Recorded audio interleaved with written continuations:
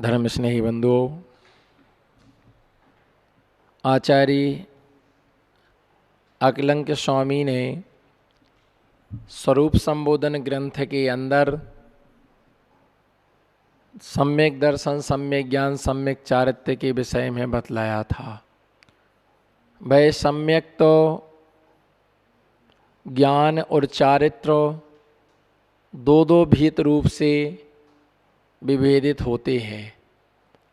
व्यवहार सम्यक दर्शन, निश्चय सम्यक दर्शन, व्यवहार सम्यक ज्ञान, निश्चय सम्यक ज्ञान, व्यवहार सम्यक चारित्र, निश्चय सम्यक चारित्र। तो इस प्रकार से जीवादि 7 तत्वों का जो यथार्थ श्रद्धान है उसका नाम व्यवहार सम्यक दर्शन है। और परद्रव्यों से भिन्न अपनी आत्मा पर जो श्रद्धान होता है उसका नाम निश्चय सम्यक दर्शन है। और जो 13 प्रकार के चारित्र का पालन करना है उसका नाम है व्यवहार चारित्र। और जो अपने आत्मा के स्वरूप में रमण रूप है उसका नाम है निश्चय चारित्र। अपनी आत्मा के स्वरूप में जो रति रूप है उसका नाम क्या है? उसके लिए निश्चय चारित्र कहा गया है। जब व्यवहार चारित्र ही पूरा नहीं हो रहा है तो निश्चय चारित्र में कैसे पहुंच सकती? जब तक व्यवहार चारित्र की पूर्णता नहीं होती है तब तक निश्चय चारित्र का प्रारंभ नहीं होता है। निश्चय चारित्र जो प्रारंभ होता है वो सप्तम गुण स्थान से निश्चय चारित्र प्रारंभ होता है।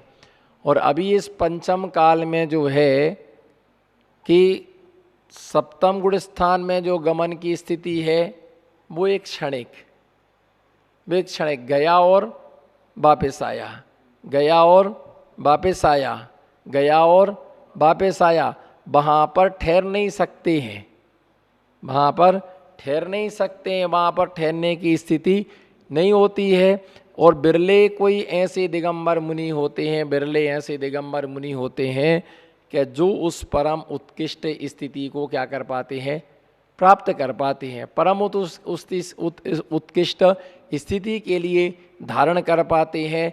तो ऐसे वह निश्चय चारित्र जो होता है, जब व्यवहार चारित्र पूर्ण होता है, वर्धमान चारित्र वाले। कौन से चारित्र वाले? वर्धमान चारित्र। एक 2 प्रकार के साधु, एक हीमान चारित्र वाले और दूसरे जो होते उसका नाम क्या है? वर्धमान चारित्र। तो हीमान चारित्र का मतलब क्या होता है?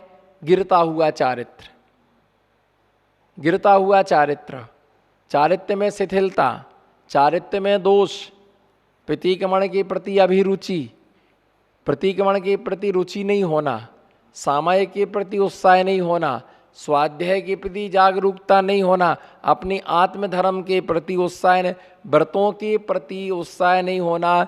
जैसे कोई भी तपस्या करने का कोई व्रत है, नमोकार मंत्र के 35 उपवास हैं, उसके प्रति करने की भावना उत्पन्न नहीं होना।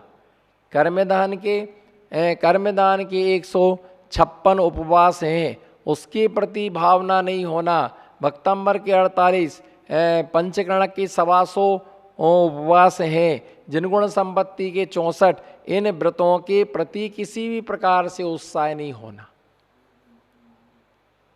सामायिक है, कर लेंगे, प्रतिक्रमण है, कर लेंगे, स्वाध्याय है, कर लेंगे, कर रहे हैं नहीं, कर लेंगे। क्या बोलो? कर लेंगे। यही तो है, कर तो रहे, मतलब जुनून नहीं है अंदर से करने का।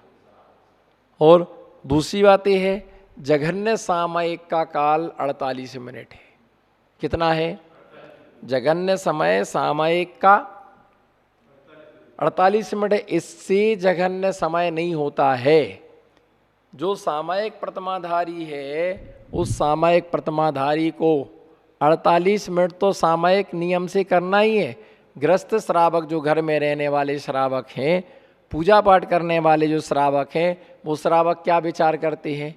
वो क्या करते हैं, है ना? वो श्रावक जो है वो श्रावक इस प्रकार से होते हैं कि वो एक माला फैली हो गई सामयिक, दो माला फैली क्या कर रहे, सामयिक कर रहे। तो सामयिक का मतलब एक माला दो माला फैली वो उनकी सामयिक ग्रस्त है, उन्हें एक माला फैली बहुत है उनके लिए, दो माला फैली बहुत है उनके लिए। परंतु जिनकी सामयिक व्रत है उन्हें 2 बार सामयिक, जिनकी सामयिक प्रतिमा है उन्हें नियम से क्या करना पड़ेगा, अगर वो तीसरी बार सामयिक नहीं करती प्रतिमा खंडित हो जाती, व्रत समाप्त हो जाता है।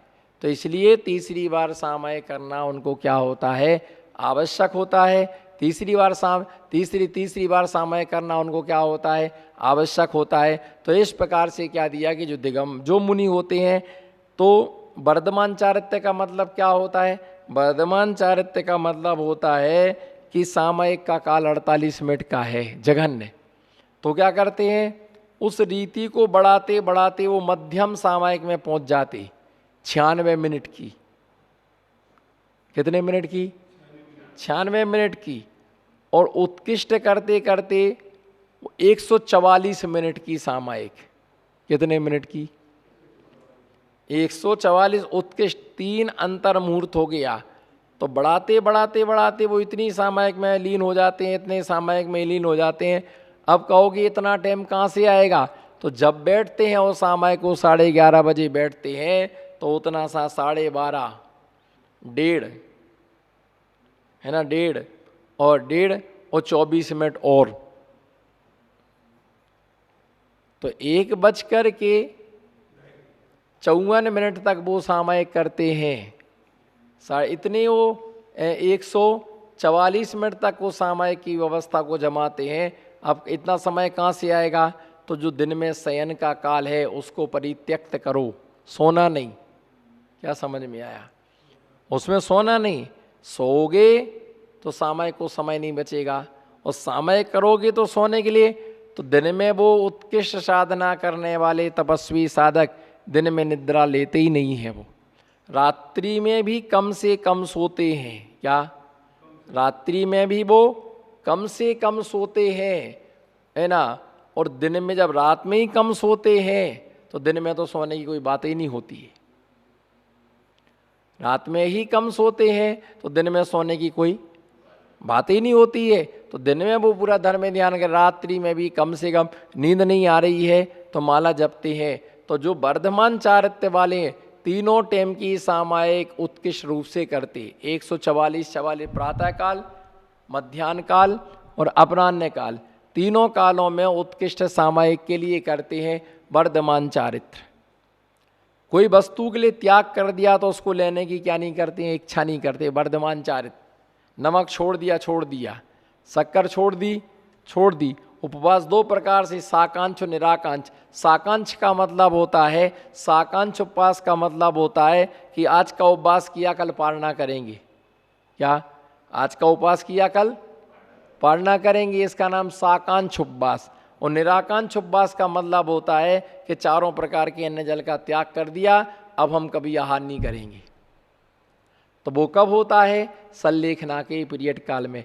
इसी प्रकार से विधि जो आहार को निकलते हैं ओम जी, तो व्रत परिसंख्या नाम का जब वो व्रत के लिए धारण करते हैं, व्रत परिसंख्या नाम के व्रत को जब वो क्या करते हैं, व्रत परिसंख्या नाम के व्रत को धारण करते हैं, तो उस समय क्या होता है, व्रत परिसंख्या नाम के व्रत को जब धारण करते हैं तो उस व्रत को धारण करने के लिए क्या, उस व्रत को धारण करने के लिए वो ये नियम लेते कि आज तक का नियम, क्या, आज मैं 3 श्रीफल से पढ़ूंगा।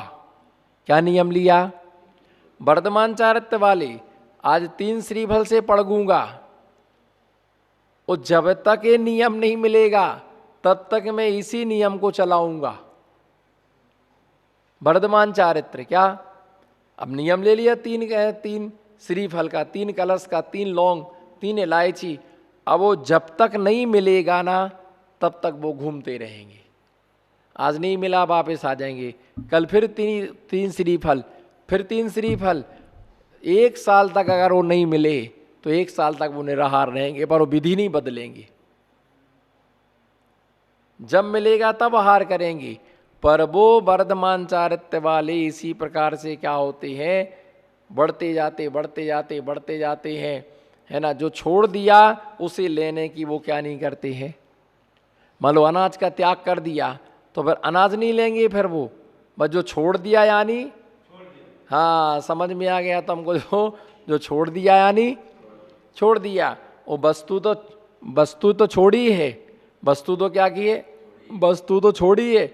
वस्तु की चर्चा करने का भी जो उत्कृष्ट त्यागी होते हैं वो अपने त्याग की चर्चा किसी से नहीं करते। वर्धमान चारित्र्य वाले वो किसी से नहीं कहते कि हमारा नमक का त्याग है, हमारा शक्कर का त्याग है, हमारा घी का त्याग है, हमारा अनाज का त्याग है। किसी से कुछ बोलते ही नहीं, अपना त्याग किसी को नहीं बताते हैं। वो वर्धमान चारित्र्य वाले क्या किसी को बताना अपना त्याग, जो छोड़ दिया वो छोड़ दिया, है ना। किसी ने पूछा महाराज आपने नमक कब छोड़ा, तो अपन जल्दी से बताने लगते 10 साल हो गए, 13 साल हो गए, 20 साल हो गए, 25 साल हो गए। लेकिन वो इस चीज में जिसे छोड़ दिया उसे, बोलो जिसे छोड़ दिया उसे छोड़ दिया, अब उसकी वो कभी किसी भी प्रकार से चर्चा ही नहीं करते हैं। वो किसी प्रकार से चर्चा नहीं करते हैं, है ना। और वो बढ़ते, 1 उपवास, 2 उपवास, 3 उपवास, 4 उपवास, 5 उपवास, 6 उपवास, 7 उपवास, ये बढ़ता हुआ उनका क्या होता है, क्रम होता है।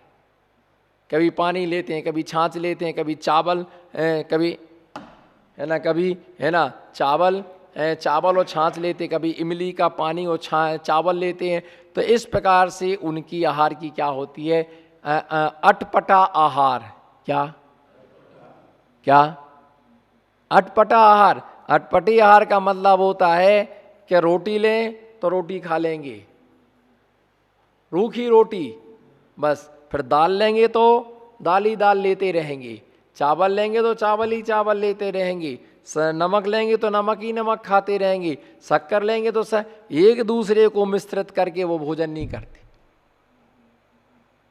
सोचो वो कितनी कठिन चर्या होगी, वो कितना उनका उत्कृष्ट तप होगा, कैसे उन्होंने अपनी इंद्रियों को क्या किया होगा, जीता होगा।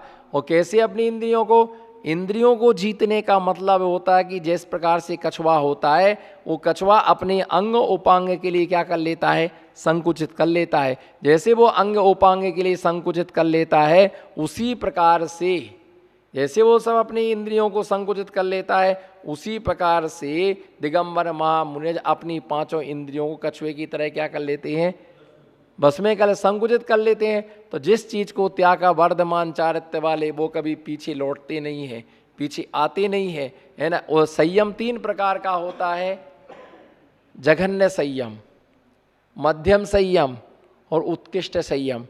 तो जघन्य संयम में क्या होता है कि मान लो कोई चींटी जा रही, समझना क्या, कोई चींटी जा रही है तो उसे कपड़े से, लकड़ी से, कागज से उसे इधर उधर कर देना, इसका नाम क्या, जघन्य संयम। कौन सा संयम है, कोई चींटी जा रही है कपड़े से, लकड़ी से, कागज से, पुट्ठा से, उसको इधर उधर कर देना, इसका नाम क्या है, जघन्य संयम। पिच्छिका से उसे अलग करना, इसका नाम क्या है, मध्यम संयम। और ना कागज से अलग करना, ना पुष्टा से अलग करना, उस स्थान से स्वयं ही अलग हो जाना, इसका नाम क्या है, उन्हें अलग नहीं करना। मान लो चींटियां हो रही हैं यहाँ पर, क्या हो रही हैं, चींटियां हो रही हैं यहाँ पर, तो उनको अलग मत करो, वहां से तुम अलग हो जाओ। ये उत्कृष्ट संयम है, उनको अलग क्यों कर रहे आप, तुम वहां से क्या हो जाओ, अलग हो जाओ, आप वहां से दूर हो जाओ, आपको वहां से अलग होना है। चींटियों को तुम अलग क्यों कर रहे हो, तो वहां से खुद को क्या कर देना, अलग कर देना, उनको अलग नहीं करना, उनको अलग नहीं करना, तुम खुद वहां से क्या हो जाना, अलग हो जाना। ऐसे जो क्या है कि ऐसे उत्कृष्ट संयम, अब तुमको कौन पालता होगा, तो ऐसा श्रद्धा नहीं करना। जिसकी शक्ति है वो उत्कृष्ट संयम को पालन है, जिसकी शक्ति है वो मध्यम संयम पर, जिसकी जैसी शक्ति है शक्ति के अनुसार संयम का क्या करते हैं, पालन करते हैं। तो इस प्रकार से क्या दिया कि जब व्यवहार ही पूरा नहीं हो रहा है तो निश्चय क्या पूरा होगा, निश्चय क्या पूरा होगा। निश्चय में क्या है कि अपनी आत्मा के स्वरूप में जो विचरण होता है उसके लिए निश्चय चारित्र्य कहते हैं। और ऐसे सब प्रकार के मुनिराज होते हैं। चतुर्थ काल में भी उत्तम मध्यम जघन्य तीनों प्रकार के संयम को पालन करने वाले साधु होते हैं। क्या होते हैं?